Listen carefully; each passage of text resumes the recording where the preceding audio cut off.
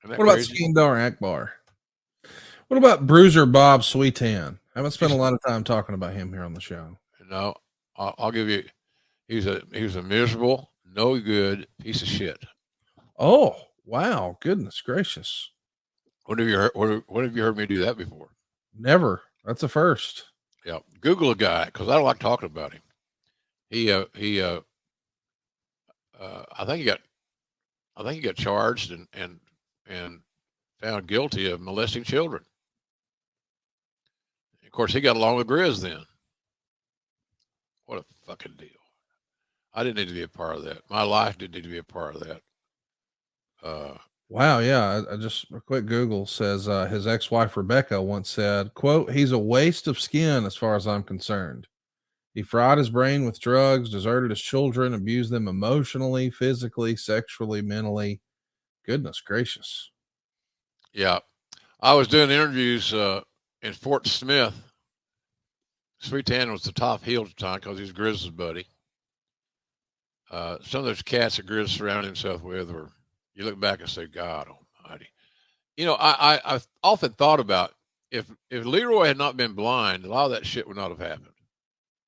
Because there's no way in the world he's going to condone. He didn't know. Wow, okay. Didn't know. Yeah, We hear the rumors, but right. he'd been in the business so long that who do you believe in the pro wrestling business? You say, well, you believe people take them at their word.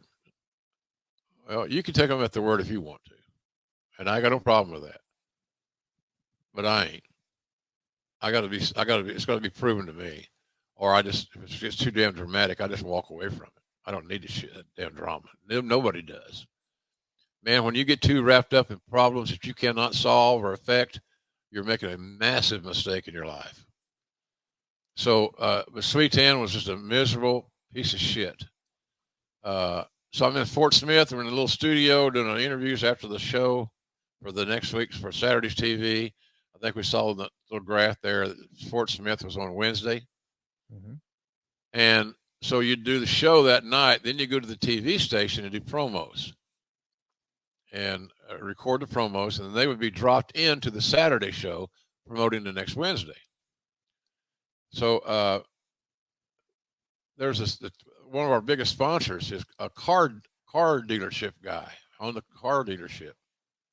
He had he brought his wife and his little daughter to the interviews just to see the guys and see how it's done and all that stuff. Well, Sweet Tan comes over. We're doing something. He comes over to me and says, "Man, I could make her purr." Oh, Yeah, and I'm thinking, well, he's just a horny guy and on the road. And I'm trying to make excuses for the wrestler, and I'm assuming he's talking about the mom, oh Lord. and he's talking about the little girl might have been 10. Oh God. Yeah, you got to filter. It's interesting what you got to learn to filter, Conrad, and you really, it really is. Especially when I was so young and impressionable at that time. I made the right moves getting out, and some of my service was interrupted because I just couldn't handle the.